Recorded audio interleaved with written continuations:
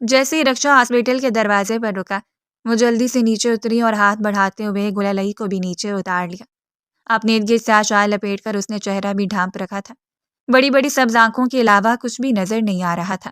خوفزدہ نظروں سے اس نے مینا کی جانب دیکھا اور مینا کی نظروں میں تسلی تھی۔ نہ جانے کتنی دیر بیت گئی، وہ دونوں اسپتال کی راہداری میں انتظار کرتی رہیں۔ گلالئی کی تو مٹھیوں سے ہی پسینہ بہنے لگا تھا۔ کہاں آج تک وہ بغیر اجازت کے گھر سے باہر نہیں آئی اور آج کالج جانے کی بجائے مینا کی دوستی نبھانے کے لیے ہاسپٹل تک آ چکے تھے۔ اور کتنی دیر ہے، جا کر پتہ کرو۔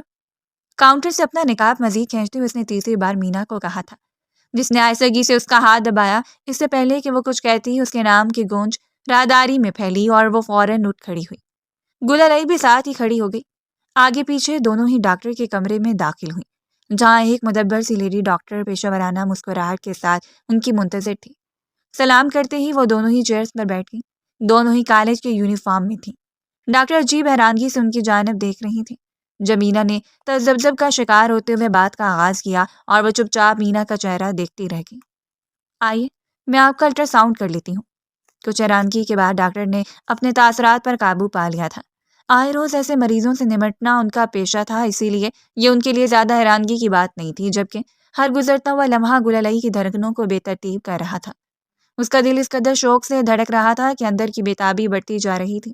وہ چاہتی تھی کہ یہاں سے بھاگ جائے، جلدی سے باہر نکل جائے۔ وہ نہیں چاہتی تھی کہ اس کے گھر کا کوئی بھی فرد اسے یہاں پر دیکھے اور بات اتنی آگے بڑھ جائے کہ اسے بعد میں مشکلات کا سامنا کرنا پڑے۔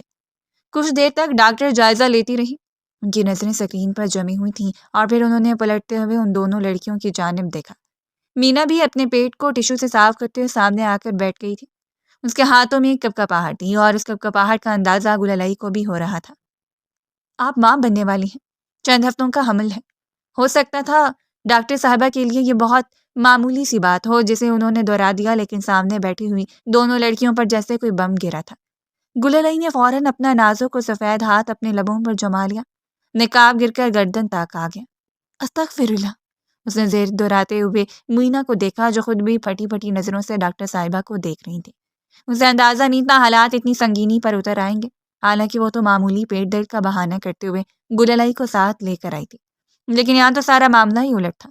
اس سے پہلے کہ وہ مزید کچھ کہتی، گلالئی فوراً ہی کرسی سے اٹھ کھڑی ہوئی۔ میں اب اور یہاں نہیں رکوں گی، چلو واپس چلتے ہیں۔ مینا نرمی سے اس کا ہاتھ پکڑ لیا۔ وہ بڑی ملتجی نظروں سے اس کے چہرے کو دیکھ رہی تھی، جبکہ گلالئی کی آنکھیں پانیوں سے بھرنے لگیں۔ وہ بچپن سے ہی ایسی تھی۔ پٹھان فیملی سے تعلق رکھنے کی وجہ سے سخت اصول و قواعد نے اسے بزدل بنا دیا تھا۔ اپنی فیملی کی روایات توڑنا اس کے بس میں نہیں تھا اور بابا کے غصے سے وہ پہلے ہی واقف تھی۔ اس کا کوئی حل؟ مینا نے روتے ڈاکٹر سے التجا کی تھی۔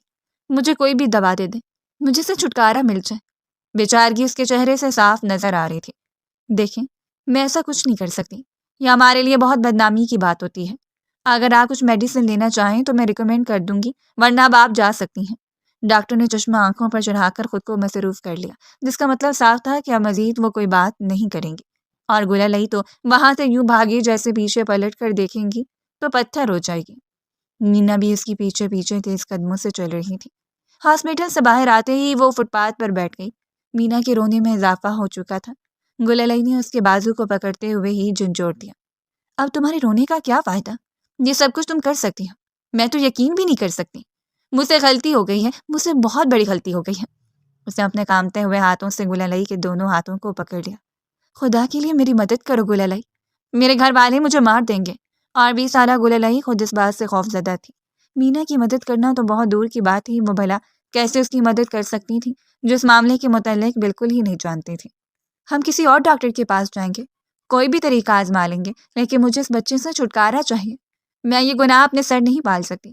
اگر میرے گھر والوں کو پتہ چلا تو میری زندگی تباہ ہو جائے گی۔ وہ بس روتے ہوئے کہتی چلی گئی اور گلالئی اس کے چہرے کو دیکھتی رہ گئی۔ ایک خوف نے اس کے ارد گرد گھیرا تنگ کر لیا تھا۔ اپنے دھڑکتے ہوئے دل کو سنبھال کر اس روز تو وہ گھر چلی گئی۔ مینا کا ساتھ وہ اس طرح نہیں چھوڑ سکتی تھی۔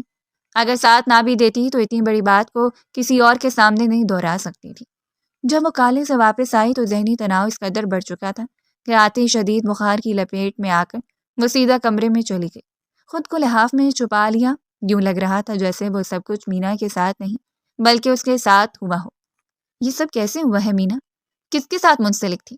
اسے کچھ خبر نہیں تھی۔ مینا بہت اچھی لڑکی تھی، بہت باکردار اور شفاف لڑکی، لیکن پچھلے چند ہفتوں سے اسے لگ رہا تھا جیسے کہ اس کی زندگی میں کسی نے شمولیت کر لی ہے۔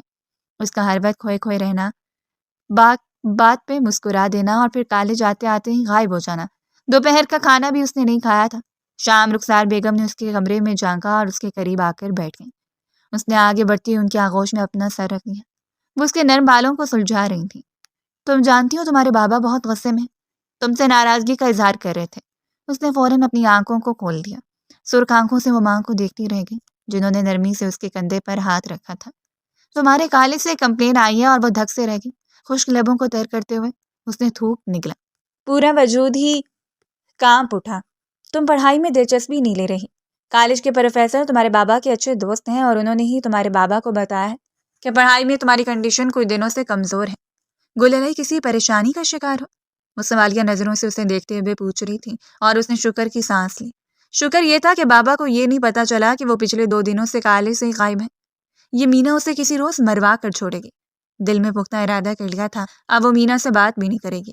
اس کی زندگی، اس کی مرضی، وہ چاہے جس دوراہے پر لا کر کھڑا کر دے، لیکن اس ساری صورتحال میں وہ اپنی زندگی برباد نہیں کر سکتی۔ ڈنر کے فوراً بعد ہی بابا نے اسے اپنے کمرے میں طلب کر لیا۔ گلابی رنگ کا دوپٹہ اپنے سر پر سجائے وہ گلابی چہرے کے ساتھ ان کے سامنے سر جھکائے کھڑی تھی، جو بڑی نرم نگاہوں سے اسے دیکھ رہے تھے۔ کوئی پریشانی ہے؟ جو بھی تھا، گلالئی ان کے پسندیدہ اولاد تھی۔ بڑی بیٹی ہونے کی وجہ سے اسے وہ مقام حاصل تھا جو کسی اور کو حاصل نہیں تھا۔ اس نے نفی میں سر ہلا دیا۔ نہیں بابا۔ ملائم سے لبوں سے ملائم سی آواز نکلی۔ بلا شبہ وہ بہت خوبصورت تھی۔ میں نوریز سے کہہ دیتا ہوں، وہ ہر شام آ کر تمہیں پڑھا دیا کرے گا۔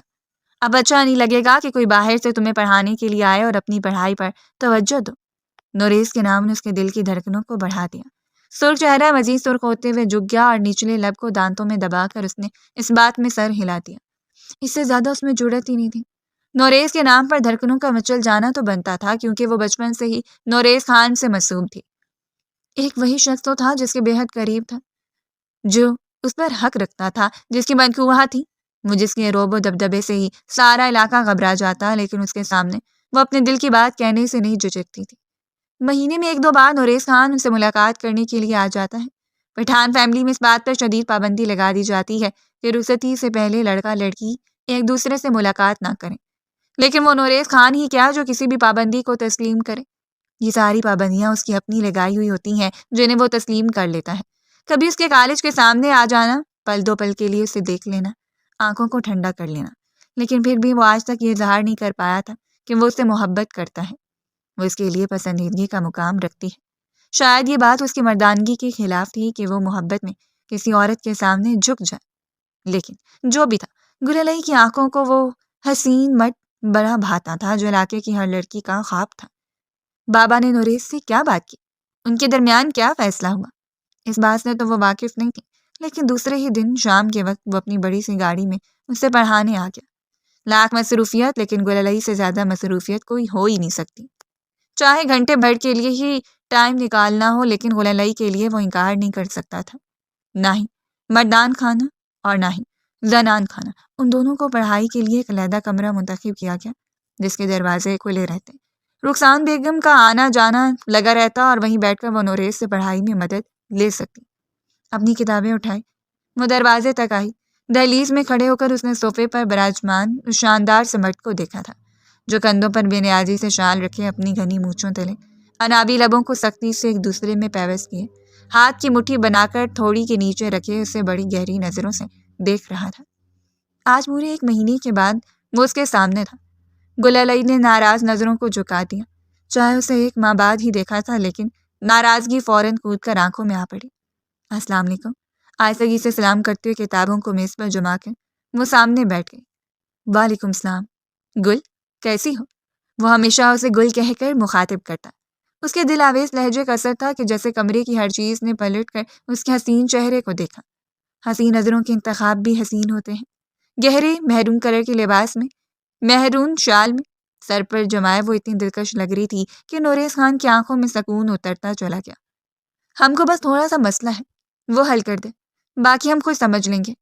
کتاب کو ہاتھوں میں اٹھا کر وہ پینسل سے نشان لگاتی چلی گئی، اور نوریز نے اس کے ملائم ہاتھ پر اپنا بھاری ہاتھ جمایا تھا۔ اس نے کانپتے ہوئے اپنا ہاتھ کھینچ لیا۔ پورا 1 مہینہ ہو گیا نوریز خان. 1 مہینے میں حال کتنی بار بگڑتا سنبھلتا ہے. آپ کیا جانے کس روز کے متعلق پوچھ رہے ہیں؟ چاہو تو پرپل کی خبر دے دو. نوریز خان تمہارے سامنے ہے گل. خمار آلود نظروں سے وہ گلالئی کو دیکھنا چلا گیا اور گلالئی نے چون کر سر اٹھا کر اس کی آنکھوں میں دیکھا. آج کیا تھا جو اتنے ٹوٹے ہوئے لہجے میں بات کر رہا تھا؟ کچھ تھا کہ نوریز خان کی آواز میں لڑکھڑاہٹ تھی اور اس نے فوراً ہی اپنی نظروں کے ارتکاز کو بدل لیا کہ وہ اس کی آنکھوں سے چھلکتی ہوئی کسی تحریر کو نہ پڑھ لے. آپ ٹھیک ہے نوریز خان؟ وہ بس اسے دیکھتی رہ گئی اور نوریز خان کی آنکھیں سرخ ہوتی چلی گئیں. کتاب کو اٹھا کر اس پر جھک کر اسے سمجھانے لگا تھا اور وہ سمجھتی چلی گئی.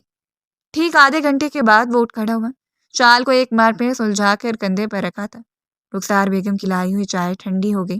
اس نے وہ مشکل سے ایک گھونٹ اپنے حلق سے اتارا ہوگا. دروازے سے جب تک وہ باہر نہیں گیا وہ اس کی پشت کو دیکھتی رہی اور پھر ہاتھ بڑھا کر اس کی بچی ہوئی چائے اٹھا کر لبوں سے لگا لی تھی.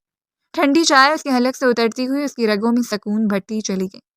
اس کی محبت نوریز خان کے لیے ایسی ہی تھی، خاموش، سرایت کر جانے والی. 1000 لوگوں کی بھیڑ میں اگر اسے کسی ایک شخص کا انتخاب کرنا پڑتا تو وہ چپ چاپ نوریز خان کا ہاتھ تھام لیتی. بلا شبہ اعتماد محبت سے بڑی چیز تھی. دوسری جانب اگلے 2-3 دنوں تک مینا کالے سے غائب ہو گئی. وہ تو اس لیے پریشان تھی کہ آخر وہ گئی کہاں ہے. ہر وقت اس کی سوچ اس کے ذہن پر مسلط رہتی. نوریز خان شام ان کے گھر آنے لگا، صرف 1-2 ہفتے کے لیے. بابا نے کہا تھا 1-2 ہفتوں کے بعد وہ خود سے اپنے پیروں پر کھڑی ہو جاتی. اس روز وہ چپ چاپ سر جھکائے بیٹھی تھی جب نوریز نے جھکتے ہوئے اس کے چہرے کو دیکھا. کچھ پریشان کر رہے گلالئی؟ وہ گلاب کی طرح کھلے ہوئے اس کے سرخ چہرے کو دیکھتا رہ گیا. اس نے لبوں کو ایک دوسرے میں پیوست کر کے دبایا اور وہ گڑھے.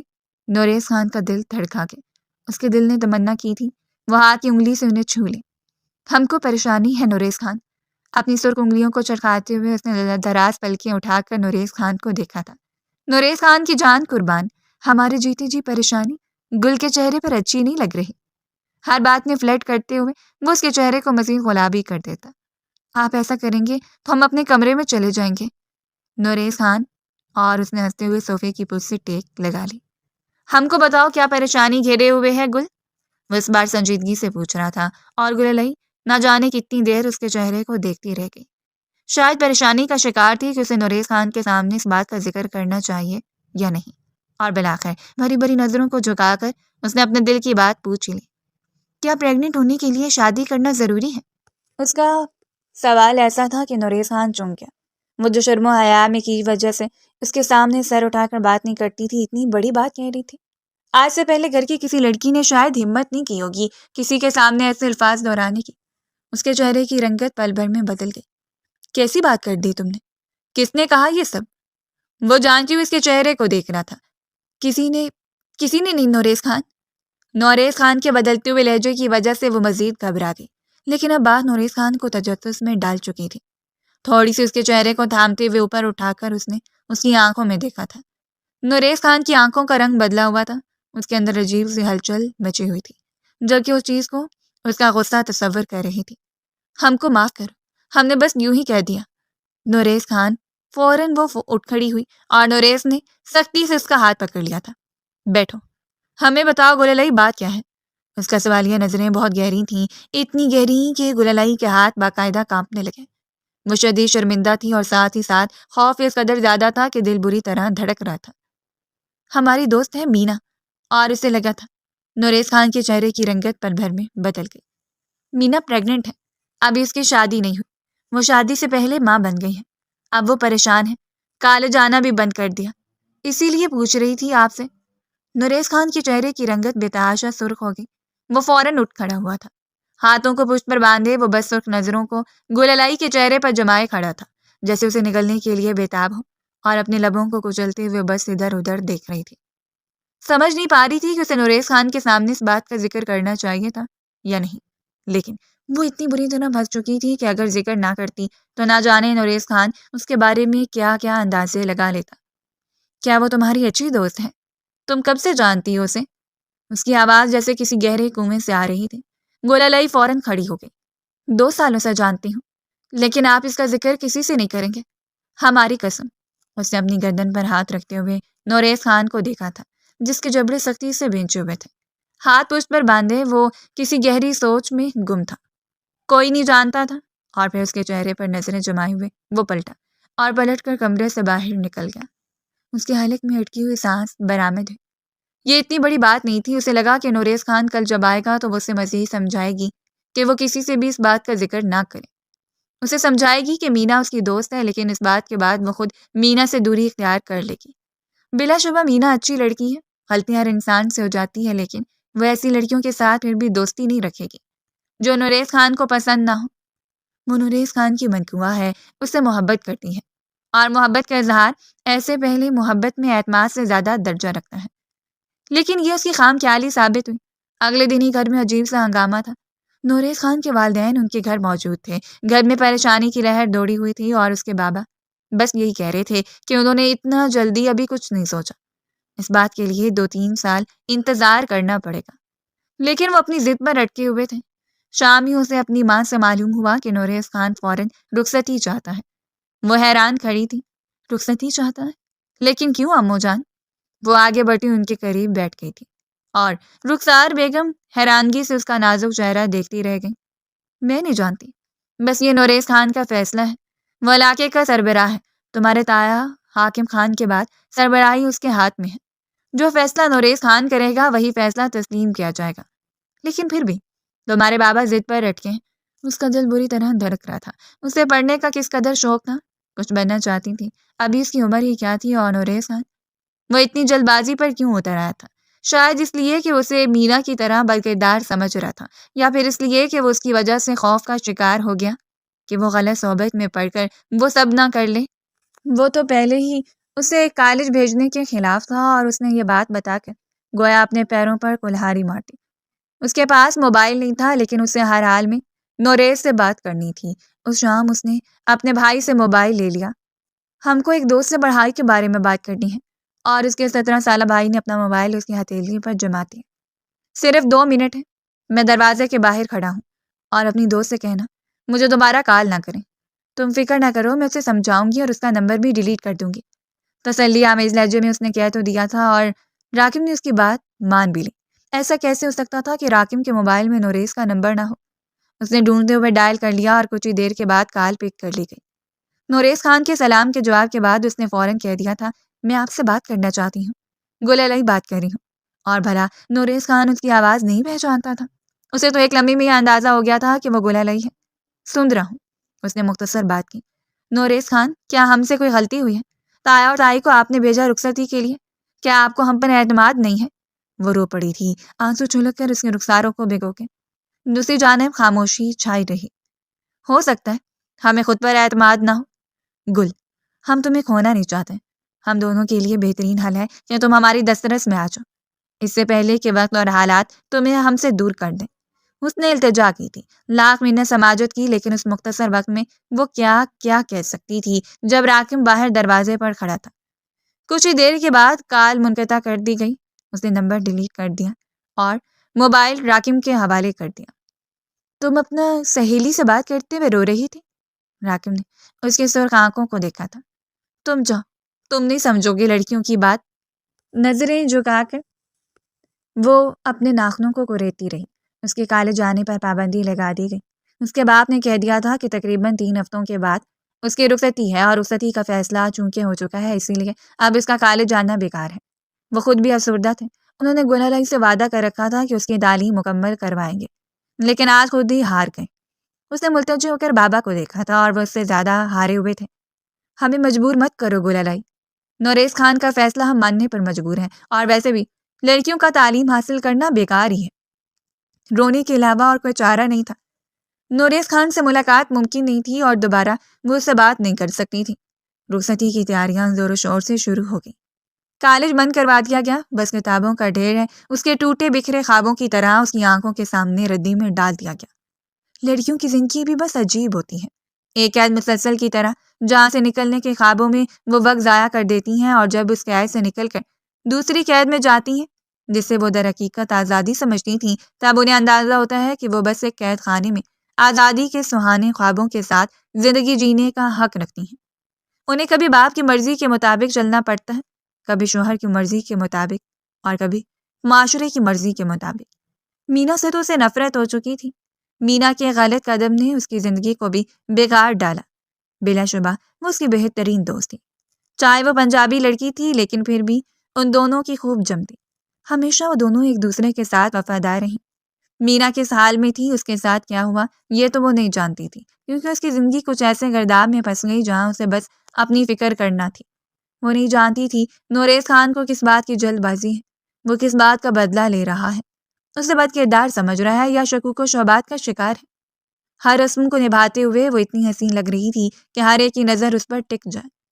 حسن اس پر ٹوٹ کر بکھرا تھا، سرخ و سفید رنگت، گہری بڑی بڑی سبز آنکھیں، چھوٹے چھوٹے گلابی لب جن کی دلکشی اور معصومیت دیکھنے والوں کو غائل کرتی تھی۔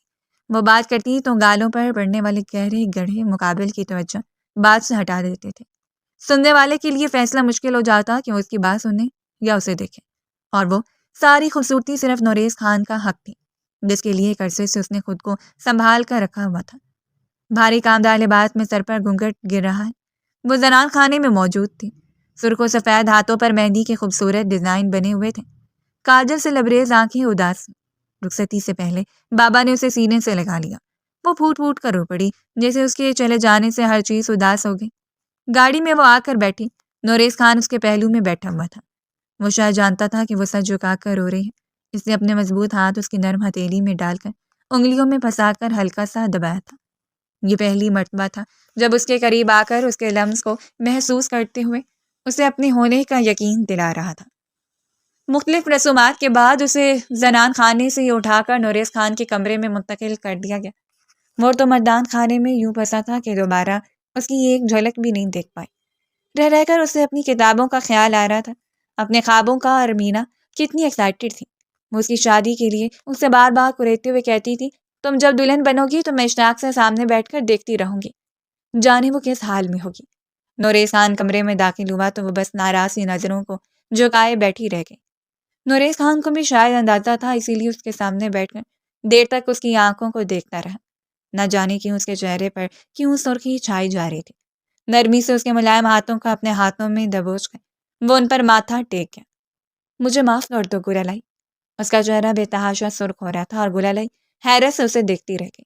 وہ معافی مانگ رہا تھا، پورے علاقے کا سربراہ نوریز خان اس کے سامنے کس بات کی معافی مانگ رہا تھا، وہ یہ تو نہیں سمجھ پائی، لیکن تڑپتے ہوئے اس نے اپنے ہاتھ واپس کھینچ لیے تھے۔ یہ آپ کیا کہہ رہے ہیں نوریز خان؟ ہمیں گنہگار نہ کریں۔ وہ ناراضگی کا اظہار صرف اس لیے کر رہی تھی کہ نوریز خان اسے محبت سے منائے، نہ کہ اس لیے کہ وہ معافی تلافی پر اتر آئے۔ اور وہ دیر تک یوں سے دیکھتا رہا جیسے کہ کسی چیز کو کھو دیا ہو اور دور چاہتی چیز کو کسی احساس کے تحت دیکھا جائے۔ نوریز خان نے مسکراتی اس کے باتیں پر لب سجا دیے۔ اسے اس رات اس نے موبائل گفٹ کیا تھا۔ پوری حویلی میں وہ پہلی لڑکی تھی جس کے ہاتھ موبائل تھا۔ آخر وہ نوریز خان کی بیگم تھی، اتنا تو اس کا حق بنتا تھا کہ اس کی حیثیت باقیوں سے مختلف ہو۔ وہ تو چہک پڑی، مارے خوشی کے چیختے ہوئے اپنے منہ پر ہاتھ رکھ لیا، اور نوریز نے سختی سے گھسیٹ کر اسے اپنے قریب کر لیا تھا۔ اس کی قربت پر وہ بڑی بڑی آنکھوں کو اس کے چہرے پر جمائے دیکھتی رہی۔ ایسے چیخ چیخ کے سب کو بتاؤ گی کہ نوریز خان تم پر ظلم کر رہے؟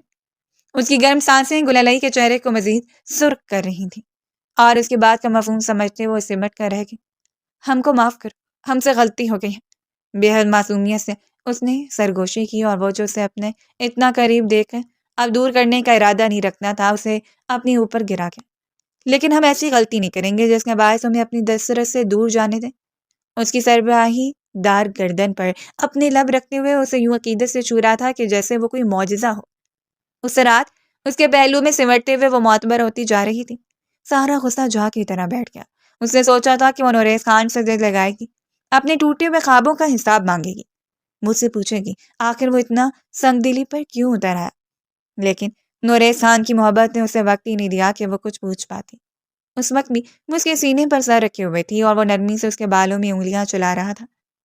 ہم نے بچپن سے یہی سوچا تھا، تمہیں اپنا عورت بنائیں گے، تمہاری کوکھ سے ہماری بیٹی جنم لے گی جو تمہاری طرح گلابی حسین گڑیا ہوگی۔ اور وہ شرم سے دوری ہو گئی۔ نوریز خان اپنی مخروطی انگلیوں کو اس نے نوریز کی لبوں پر جمایا تھا، اور ساتھ یہ خیال بجلی کی طرح اس کے ذہن میں کودا، بالکل اسی طرح جس طرح مینا ماں بننے والی ہے۔ اس نے حیرت سے سر اٹھایا تھا۔ نوریز خان، مینا بھی ماں بننے والی ہے، اس کا بچہ کہاں جائے گا؟ اس سے پہلے کہ وہ مزید اپنے خدشات بیان کرتی، وہ سختی سے اٹھا اور اسے خود سے تھوڑا دور دھکیل گیا تھا۔ خبردار، تم دوبارہ اس لڑکی کا نام نہیں لوگی۔ وہ جس قدر ناراض ہو رہا تھا، اس قدر ناراض ہونا بنتا نہیں تھا۔ میں نہیں چاہتا کہ تم اس لڑکی سے ملو، اس کے ساتھ دوستی رکھو، اس کے قریب بھی جاؤ، یا کبھی اس کا نام بھی لو، نہ میرے سامنے نہ اکیلے میں۔ اس پر جھک کر اس کے بازوؤں کو تھامے وہ اسے بڑی شدت سے سمجھا رہا تھا، اور بکلاتے ہوئے وہ اپنا سر جلدی سے سر اس بات میں ہلانے لگی۔ دل بری طرح دھڑک رہا تھا۔ وہ نہیں جانتی تھی کہ وہ مینا سے اس قدر متنفر کیوں ہے۔ مینا کا نام لیتے ہی وہ پل بھر میں بدل کیوں جاتی ہیں؟ کیوں اس کے احساسات تبدیل ہو جاتے ہیں؟ اس کی سرخ رنگت کوئی اور ہی کہانی سنا رہی ہوتی ہے۔ اسے لگا تھا شاید وہ مینا کو بدکردار سمجھتا ہے اور اسے کھونے سے ڈرتا ہے کہ کہیں مینا کے ساتھ مل کر وہ بھی کوئی ایسا عمل نہ دہرائے جس سے ان دونوں کے درمیان درار آ جائے۔ وہ اپنے وجود کو سمیٹتے ہوئے اٹھی۔ ٹھیک ہے، ہم اس کا نام آپ کے سامنے دوبارہ نہیں دہرائیں گے، لیکن وہ ہماری دوست ہے، ہماری بیسٹ فرینڈ۔ خوبصورت لب و لہجے میں وہ ابھی بھی اسے قائل کرنے کی کوشش کر رہی تھی، اور نوریز نے اس کے چہرے کو اپنے ہاتھوں کے پیالے میں تھام لیا تھا۔ تم اس سے دوبارہ نہیں ملو گی، اور یہ میرا حکم ہے، کبھی بھی نہیں۔ اسے بھول جاؤ، وہ تمہارے کبھی قریب رہی، بس میری خاطر اسے فراموش کر دو۔ اسے اپنا حکم صادر کرتے ہوئے وہ ایک نظر دیکھ کر دور چلا گیا تھا۔ شاید بالکنی میں اس نے کہہ دیا تھا اسے ڈسٹرب نہ کیا جائے، سونے کے لیے لیٹ جاؤ، وہ خود ہی واپس آ جائے گا، کچھ وقت خود کے ساتھ گزارنا چاہتا ہے۔ وہ کافی دیر کمرے میں بے چینی سے ٹہلتی رہی، اور پھر جان کر دیکھا سگریٹ کو ہاتھ میں سے لگائے وہ اس کی جانب پشت پھیرے کھڑا تھا، نہ جانے کیوں اس قدر بےتاب۔ لیکن اس نے سوچ لیا آج کے بعد وہ مینا کا نام نوریز خان کے سامنے نہیں دہرائے گی۔ اگلے چند دن بہت سکون سے گزرے۔ اس کی ساس اماں نے زنان خانے کی کئی ذمہ داریوں کو اس کے کندھوں پر ڈال دیا۔ یہ تو حویلی کا قانون تھا، ہر ایک نے اپنی ذمہ داریاں نبھانی ہوتی اور وہ ذمہ داریوں سے گھبراتی نہیں تھی۔ امو جان کے ساتھ بھی کام کرتے ہوئے وہ ہاتھ بٹاتی تھی۔ یہاں بھی نوریز کے گھر سارے اکٹھے رہتے تھے، اسی لیے ساری لڑکیاں مل بانٹ کر کام کرتی تھیں۔ مردان خانے میں جانے پر پابندی تھی، کالو جانا تو ختم ہو گیا تھا، لیکن نوریز نے اتنی اجازت دی تھی کہ وہ پرائیویٹ طور پر اپنی تعلیم جاری رکھیں، اور اس کے لیے اسے کالے سے کوئی کاغذات نکلوانے تھے۔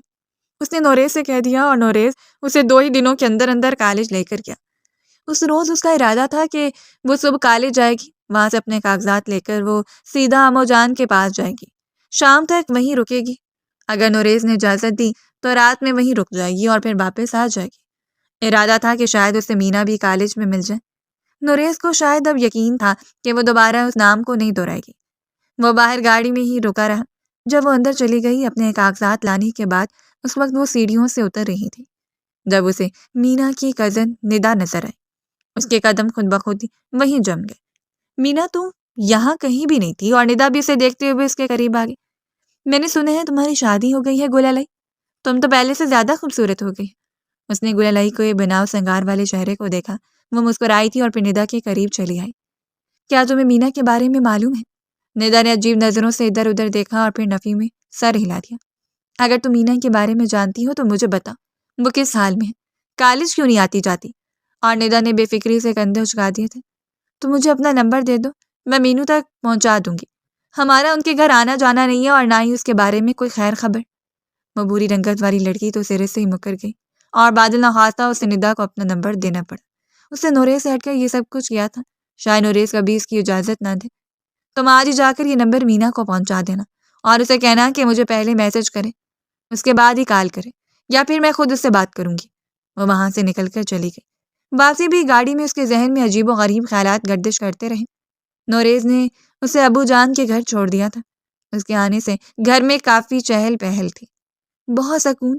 اپنا من پسند کمرہ اس نے یہاں بھی سٹ کر رکھا تھا۔ جو چیزیں وہ یہاں چھوڑ کر گئی تھی کوئی بھی ان سے چھڑکانے کی کوشش نہیں کرتا۔ امو جان نے سارا کھانا ہی اس کی پسند کا بنا لیا، اور اس پر سب سے بڑی بات یہ تھی کہ نوریز نے اجازت دے دی کہ وہ یہ رات وہیں رک جائے۔ شادی کو 1 مہینہ ہونے کو آیا تھا، اور نوریز کم ہی اجازت دیا کرتا۔ وہ تو ہر رات اسے اپنی دسترس میں رکھتا تھا، اپنے اس قدر قریب رکھتا کہ کوئی ہوا بھی اسے چھو کر نہ گزرے۔ وہ نوریز خان کی آنکھوں کی ٹھنڈک تھی جسے وہ ہر حال میں اپنے سینے سے لگائے پھرتا۔ جب کبھی کام کے سلسلے میں علاقے سے باہر جانا پڑتا تو وہ مضطرب رہتا، حالانکہ وہ وہاں لڑکیوں کے ساتھ گل مل جاتی، ان کے ساتھ ہنستی باتیں کرتی، باغ میں چلی جاتی، کرنے کو 100 کام تھے، سو دل بھی لگ جاتا۔ اس وقت امو جان نے اسے ٹرے میں چاول بھر کر دیے وہ باہر میز پر رکھی رہی تھی جب موبائل کی ہلکی سی گھنٹی بجی۔ وہ متوجہ ہوئی۔ یہ نوریز کے کال کرنے کا وقت ہو سکتا تھا، کیونکہ وہ اس کے لیے اس طرح مسترب رہتا کہ ہر گھنٹے 2 گھنٹے کے بعد اس سے تفصیلی بات چیت کر لیا کرتا۔ کبھی کبھی تو وہ خود حیران ہو جاتی، آخر وہ اسے کیوں خود سے دور بھیجنے سے اس قدر پریشان ہوتا ہے؟ آخر کیوں وہ اسے آزادی میں سانس نہیں لینے دینا چاہتا؟ یہ قید مسلسل ہر دل عزیز تھی اور وہ بھی اس قید کی عادی تھی، لیکن پھر بھی سپیس تو ہر رشتے کو چاہیے ہوتی ہے۔ میں مینا ہوں، گل الائی، مجھ سے بات کرنا۔ مینا کا میسج اسے موصول ہوا۔ کھانے کے چند ہی نوالے لے کر وہ اپنے کمرے میں آ چکی تھی۔ اس نے فوراً ہی وہ نمبر ڈائل کر لیا۔ دوسری جانب سے ندا نے کال ریسیو کی تھی اور کہا تھا کہ ابھی کچھ دیر تک وہ مینا کو بلاتی ہے، اور کچھ دیر انتظار کرتی رہی اور کافی دیر گزرنے کے بعد اسے خوف میں لپٹی ہوئی ایک آواز سنائی تھی، بالکل ہلکی سی۔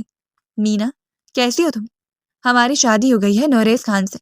اس کی خیریت دریافت کرتے ہوئے اس نے سب سے پہلے اپنے بارے میں بڑی خبر سنائی تھی، جیسے کہ مینا آگاہ نہ ہو، لیکن شاید وہ پہلے سے آگاہ تھی۔ ندا کچھ دیر تو اس کے پاس بیٹھی رہی، لیکن پھر جب جیسے ہی باہر گئی تو اس نے فوراً ہی التجا کی تھی، میں تم سے ملنا چاہتی ہوں گل الائی، مجھ سے تھوڑی دیر ملاقات کرو، تھوڑی ہی دیر۔ ہم نوریز خان کی اجازت کے بغیر نہیں آ سکتے، اور وہ کبھی ہمیں ملنے کی اجازت نہیں دیں گے۔ باہر کسی بھی جگہ اپنے بھائی کے ساتھ چلی آؤ، گھنٹے بھر کے لیے۔ اسے اتنی اجازت تو نہیں تھی، لیکن پھر مینا کی اتنی التجاؤں پر اس نے خاموشی اختیار کر لی۔ رات بھر وہ سوچتی رہی، اور صبح ابو جان کو آگاہ کرتے ہوئے بہانہ بنا لیا تھا کہ وہ ڈاکٹر کے پاس جانا چاہتی ہیں۔ اگر اجازت دیں تو وہ ڈرائیور کے ساتھ چلی جائے۔ ابو جان اسے بھیجنے کے لیے راضی نہیں تھی، لیکن وہ اصرار پر اتر آئی، اور اس نے کسی کو بھی نہیں بتایا تھا کہ اگر امو جان اجازت دے دیتی تو صرف 1 گھنٹے کی بات تھی، اور بالآخر اسے اجازت مل گئی۔ لیکن 1 گھنٹے کے اندر اندر اس نے واپس آنا تھا۔ اس نے ڈرائیور سے کہہ دیا گاڑی وہیں لے جانے کے لیے جو جگہ مینا اور اس نے مقرر کی تھی۔ کچھ گھبرائی ہوئی تھی، شال میں اس نے خود کو لپیٹ رکھا تھا، اپنے چہرے کو مکمل ڈھانپ رکھا تھا، لیکن پھر بھی وہ پہلی مرتبہ کسی کو بتائے بغیر اکیلی جا رہی تھی۔ آخر کیا بات تھی مینا؟ اسے یوں اکیلے ملنے پر اصرار کر رہی تھی۔ پورا 1 ماہ گزر چکا تھا مینا سے ملاقات کیے ہوئے۔ گاڑی سے اتر کر وہ پیدل ہی وہاں تک گئی۔ یہ کوئی ڈھابا اسٹائل جگہ تھی۔ آج سے پہلے وہ کبھی ایسی جگہوں پر نہیں آئی۔ دل دھڑک رہا تھا، لیکن مینا پر اسے یقین تھا۔ ایسے ہی شال لپیٹے وہ اندر داخل ہوئی جو مینا اس کی منتظر تھی۔ شاید وہ آٹو سے آئی تھی۔ وہ جلدی سے اس کی جانب بڑھی، ایک لمحے کے لیے اسے گلے لگاتے ہوئے فوراً پیچھے ہٹی۔ اس نے مینا کا زرد مرجھایا ہوا چہرہ دیکھا تھا، آنکھوں کے نیچے گہرے ہلکے کمزور سا وجود، اور پھر اس کی نظر مینا کے پیٹ پر ٹکی۔ شاید وہ اس کی نظروں کے ارتکاز کو سمجھ رہی تھی۔ اسے بیٹھنے کا اشارہ کرتے ہیں خود بھی اس کے سامنے بیٹھ گئی۔ ہمیں بتاؤ تم کیسی ہو، اور تمہارے بچے کا کیا بنا؟ اس نے بے قراری سے سب سے پہلے وہی سوال دہرایا تھا، اور مینا نے نفی میں سر ہلا دیا۔ میں نے ابارشن کروا لیا تھا، وہ صرف 2 ہفتوں کا حمل تھا، اسی لیے کوئی پیچیدگی نہیں ہوئی۔ مینا بات کرتے بمشکل اپنے آنسوؤں کو روکے ہوئے تھی۔ کیا تمہیں پتہ ہے یہ کتنا بڑا گناہ ہے؟ وہ حیرت سے دیکھتی رہ گئی، اور مینا پھوٹ پھوٹ کر رونے لگی۔ یہ سب کچھ غلطی کی بنا پر ہوا تھا، شاید میں ساری زندگی شرمندہ رہوں، لیکن جو کچھ میں تم سے بیان کرنا چاہتی ہوں وہ بھی ضروری ہے۔ میرے گھر والوں نے مجھ سے تعلق محدود کر دیا ہے۔ سمجھو ایک کمرے کی حد تک زندگی میں نے اپنے ہاتھوں سے اپنی برباد کر لی۔ میرا رشتہ میری پھپھوداد کے بیٹے سے طے کر دیا گیا ہے، جس کی دوسری شادی ہے۔ اولاد کی خاطر وہ مجھے دوسری بیوی بنانے پر مجبور ہے۔ میں نہیں جانتی اس کے بعد کیا ہوگا، میری زندگی کس موڑ پر جائے گی، لیکن وہ جو کچھ بھی تھا بہت بڑی غلطی تھی۔ وہ بس سر جھکائے کہے جا رہی تھی، اور وہ مینا کو حیرت سے دیکھتی رہ گئی۔ اس سے پہلے کہ وہ مزید کچھ کہتی، جب اس کی نظریں مینا کی پشت سے اٹھیں اور اس کا رنگ زرد ہو گیا، لٹھے کی مانند سفید ساکت آنکھیں اور کانپتے ہوئے لب، وہ فوراً اٹھ کھڑی ہوئی۔ مینا نے اس کے چہرے کو دیکھا تھا، اور پھر پلٹ کر دیکھا، وہ دروازے میں ہی کھڑا تھا اپنی پوری شان کے ساتھ، کندھے پر شال ڈالے۔ وہ نہیں جانتی تھی اسے کس نے آگاہ کر دیا، ڈرائیور نے، امو جان نے، یا پھر وہ اس کی خبر رکھے ہوئے تھا۔ وہ آگے بڑھا، اس نے کچھ بھی نہیں کہا تھا، بس اسے بازو سے پکڑ کر اپنی جانب کھینچا اور کھینچے ہوئے گاڑی میں لے کر گیا۔ اپنی چادر کو مٹھی میں دبوچے وہ گاڑی تک آئی۔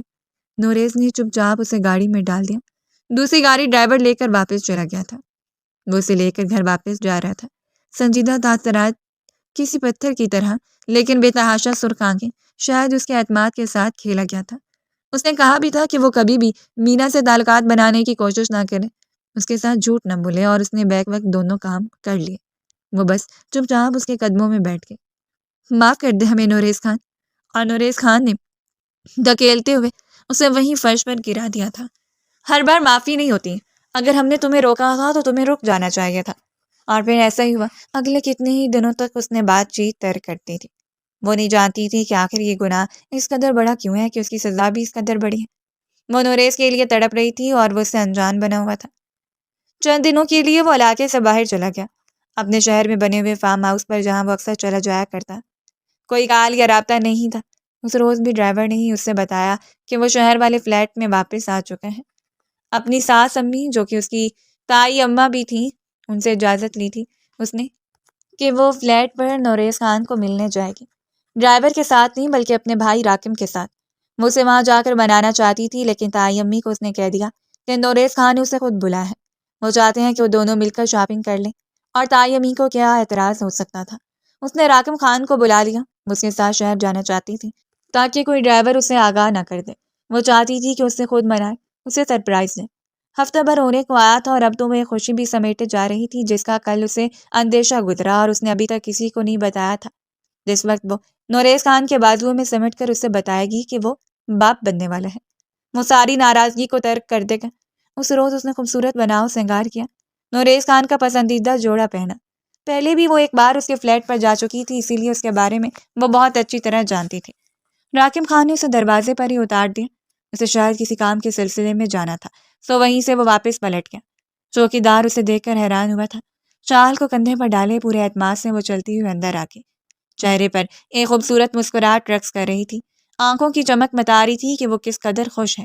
وہ اسٹک ابھی تک اس کے پرس میں موجود تھی، جو اسے بس چپ چاپ نوریز خان کی ہتھیلی پر سجا دینی تھی، جس کے سرخ نشانات دیکھ کر ہی وہ سب کچھ بھول جاتا۔ آج نوریز خان کی پسند کے گجرے اس نے اپنے ہاتھوں میں سجا رکھے تھے، جو باغوں سے تازہ پھول توڑوا کر اس نے بنوائے۔ اندر سے ہلکی پھلکی آوازیں آ رہی تھیں، شاید وہ کسی سے بات کر رہا تھا۔ اس نے سوچا وہ بس جھانکے گی، اگر ملازمین ہوئے تو ٹھیک ہے، ورنہ واپس پلٹ جائے گی، انتظار کرے گی جب تک کہ وہ فری نہیں ہو جاتا۔ وہ چھوٹی سی بنی ہوئی راداری سے گزرتے ہوئے وہ اس کمرے تک گئی۔ کمرے کے باہر ایک ملازم کھڑا تھا۔ اس نے ہاتھ کا اشارہ کرتے اسے جانے کے لیے کہہ دیا۔ وہ کچھ متذبذب لگ رہا تھا۔ اس نے اندر جھانکا، آوازیں اس کے کانوں تک جا ٹکرائیں۔ وہ سامنے صوفے پر بیٹھا ہوا تھا، بھلا کے سرخ رنگت، سنجیدہ تاثرات، کندھوں پر پڑی ہوئی شال، اور سامنے ہی کوئی لڑکی بیٹھی تھی جس کی پشت دروازے کی جانب تھی۔ اس نے سر پر دوپٹہ لے رکھا تھا۔ اس کے ساتھ ایک لڑکا بھی موجود تھا جو غالباً 14-15 سال کا تھا۔ وہ وہیں کھڑی رہ گئی۔ اسے لگا شاید کوئی معاملات ڈسکس کر رہے ہوں گے، کوئی آفس کا، علاقے کی بات، لیکن جو کچھ اس کے کان سن رہے تھے وہ انہیں جھٹلا نہیں سکتے تھے۔ تم جانتی ہو اس میں صرف ہمارا قصور نہیں ہے، یہ قصور جتنا ہمارا ہے اتنا تمہارا بھی ہے، بلکہ ہم سے کہیں زیادہ تمہارا ہے، کیونکہ تم نے ہمیں بھٹکایا۔ ہم تمہیں کثیر رقم دے چکے ہیں، وہ بات اب ختم ہو چکی ہے، تو اس رقم سے تم اپنا مستقبل سنوار سکتی ہو۔ اسے لو اور کسی بھی دوسرے شہر میں چلی جاؤ، اپنی ذات کو گمنام کر دو اور دوبارہ میری زندگی میں مداخلت کی کوشش نہ کرنا۔ اب جاؤ یہاں سے۔ سنجیدگی سے دھاڑتے وہ سیدھا ہوا۔ اس کی نظریں دروازے تک اٹھیں اور دروازے کے قریب ہی کھڑی لڑکی کو دیکھ کر ثابت رہ گئی۔ گلالئی کی رنگت لٹھے کی مانند سفید تھی جب وہ لڑکی سامنے سے اٹھی اور دروازے کی طرف پلٹی، اور وہ وہیں ساکت رہ گئی۔ پرس اس کے ہاتھ سے چھوٹ کر زمین پر جا گرا۔ اس کے لبوں نے سرگوشی کی تھی، مینا، اور اس نے اپنے منہ پر اپنے ہاتھ کو جما لیا۔ وہ اٹھ کر بھاگی، لیکن وہ تو جہاں تھی وہیں کھڑی رہ گئی۔ مینا اس کی جانب آئی، اسے یقین تھا وہ سب کچھ سن چکی ہے۔ مینا اس پر نہ جانے کتنی نظریں ڈال کر وہاں سے نکل گئی۔ اس کے چہرے پر بے چارگی تھی اور نوریز خان کے ہاتھوں سے اپنے ہاتھ چھڑواتے ہوئے وہیں فرش پر بیٹھ گئی۔ اس کے سر پر بیک وقت نہ جانے کتنے آسمان ٹوٹ کر گرے۔ اس روز نوریز خان اسے ملاقات کی غرض سے اس کے کالج تک آیا، اور وہیں مینا نے اسے پہلی مرتبہ دیکھا تھا۔ وہ نہیں جانتی تھی کہ وہ گلالئی کا کیا لگتا ہے، لیکن گلالئی نے اسے صرف تعزیت کے طور پر متعارف کروایا، وہ بھی تب جب نوریز ان سے دور جا چکا تھا۔ لیکن مینا کی دھڑکنوں میں وہ یوں مقیم ہوا کہ سب کچھ بھول بھال کر نوریز خان کے پیچھے یوں دوڑی کہ خدا کی امان، اس نے اپنی ساری حدود کو فراموش کر دیا تھا۔ کالز پر کالز، ملاقات کی بھیک، اور تب تک اس نے بھی صرف یہی جانا تھا کہ وہ کالج کی بس ایک لڑکی ہے۔ وہ تن من دھنس کا تھا، لیکن یہ درار کب درمیان میں آئی وہ سمجھ نہیں پایا۔ جب اس روز اسی فلیٹ میں مینا نے اپنا سب کچھ اس کے قدموں میں رکھ دیا تھا، اور بھلا جوان مرد کے بہکنے میں کون سی دیر لگتی ہے؟ بزرگوں کی کہاوت ہے کہ آگ اور کپاس کا کوئی جوڑ نہیں ہوتا، آگ کپاس کو خود ہی اپنے قریب کھینچ لیتی ہے۔ اس روز وہ اتنا مجبور ہو گیا کہ وہ گناہوں سے سرزد ہوا جس کے بارے میں اس نے کبھی نہیں سوچا تھا، اور گناہ کے بعد وہ اس قدر پشیمان ہوا کہ اس نے فوراً ہی سب کچھ ختم کر دیا تھا، لیکن شاید سب کچھ ختم ہونے والا نہیں تھا۔ مینا پیڑ سے ہو گئی۔ اس کے بعد اس نے وہ ساری پیچیدگیاں دیکھیں جس کے بعد اسے اندازہ ہوا تھا کہ عورت کو کبھی اپنی حدود نہیں پھیلانی چاہیے۔ اسے معلوم ہوا کہ اس نے گل الائی کے حق پر ڈاکہ ڈالا ہے تو صرف پشیمانی ہی پشیمانی تھی، لیکن اس نے گل الائی کو کھونا نہیں چاہتا تھا۔ نہ جانے اس نے کتنی بار سجدوں میں جھک کر خدا سے معافی مانگی تھی اور اس کے ساتھ یہ دعا بھی کی کہ وہ کبھی گل الائی سے دور نہ جائے، لیکن شاید ہر دعا قبول ہونے کے لیے نہیں ہوتی۔ اپنے حصے کی سزا کو اس نے بھگتنا تھا اور اس روز گل الائی چپ چاپ اس کی زندگی سے چلی گئی۔ وہ نہ جانے کتنی بار اس کی دہلیز تک آیا، سر پٹک کر معافیاں مانگی، گڑگڑا کر توبہ کی، لیکن یہ کوئی چھوٹی بات نہیں تھی کہ گل الائی بھول جاتی۔ وہ تو کسی صورت یہ نہیں بھول سکتی تھی، سو اپنی زندگی کی ساری راہوں کو اس نے نوریز خان سے جدا کر دیا۔ مینا خود اسے ملاقات کرنے کے لیے آئی تھی، وہ بھی رو رو کر معافی مانگ رہی تھی۔ اس نے اقرار بھی کر لیا۔ نوریز خان کو بہکانے میں اس کا ہاتھ سب سے زیادہ تھا۔ وہ اس روز بھی اس کے لیے اپنا دل بڑا نہیں کر پائی جس روز اس نے بے حد ملائم اور گلابی سی گڑیا کو اپنے ہاتھوں میں اٹھایا تھا۔ کوئی سمجھ ہی نہیں سکتا تھا وہ نازک سی گل کب اتنی مضبوط ہوگی کہ سارے فیصلے خود کرنے لگے۔ اس نے باپ سے دو ٹوک کہہ دیا تھا، وہ پہلے ہی کٹ پتلی کی طرح اپنی زندگی برباد کر چکی ہے۔ ایک بار پھر اپنی پڑھائی کی جانب توجہ دیتے ہوئے اس نے نوریز خان سے یہی بھیک مانگی تھی کہ اس کا پیچھا چھوڑ دے، چاہے تو دوسری شادی کر دے، لیکن بار بار اس کے راستے میں آ کر اس کے غم کو تازہ نہ کرے۔ اگر کبھی مقدر میں ہوا تو وہ خود ہی اسے بخش دے گی، لیکن پھر بھی اس نے اپنی معافی نام سے ہاتھ نہیں اٹھایا تھا۔ وہ تب تک اپنے ہر لفظ کو اس کے نام لکھتے رہنا چاہتا تھا جب تک کہ اسے معاف نہ کر دے۔ اس نے پورے علاقے کی سربراہی کو چھوڑتے ہوئے کہہ دیا تھا کہ وہ سربراہ بننے کے قابل ہی نہیں رہا۔ پھر سارے جہاں نے دیکھا تھا کہ وہ محبت میں خوار ہوتا مرد کیسے آسمان کے چاند سے زمین کا پتھر بن گیا۔ 7 سال کا عرصہ کم نہیں ہوتا، اتنے عرصے میں تو دل مردہ ہو جایا کرتے ہیں، زخم بھر جاتے ہیں۔ یونیورسٹی کی سب سے معزز لیکچرار بنی اپنے ماضی کو اس نے فراموش کرتے ہوئے ہار کو خود لکھا تھا، اور پھر مستقبل کو پروردگار نے اس کے لیے ساری راہوں کو کھول دیا تھا۔ اپنی معصوم سی بیٹی کو انگلی تھامے وہ یونیورسٹی سے باہر نکلی۔ اس کی دلکشی میں اضافہ ہو گیا تھا۔ بہت سوبر اور بہت ڈیسنٹ سی گل الائی جب بات کرتی تو اس کے مضبوط لہجے کی وجہ سے بڑوں بڑوں کو خاموشی اختیار کرنا پڑتی۔ چہرے پر ہلکی سی مسکراہٹ سجائے وہ گلزیب کی باتیں سنتی چلی آ رہی تھی۔ اس سے پہلے کہ اپنی گاڑی میں بیٹھ جاتی، قریبی گاڑی کی جانب اس کی نظریں اٹھیں اور اس شناسا کچھ سے چہرے کو دیکھ کر وہ تھم سی گئے۔ وہ حقیقت میں بدل چکا تھا۔ بڑی ہوئی داڑھی، بڑے بڑے بال، وہ جو خود کو سلیقے سے بنا کر رکھنا تھا اسے حالات نے نچوڑ کر رکھ دیا۔ پورے 4 سال بعد وہ بیرون ملک سے واپس لوٹا تو بھی سب سے پہلے اس کی راہوں کا انتخاب کیا۔ مما اندر بیٹھے، چلتے ہیں۔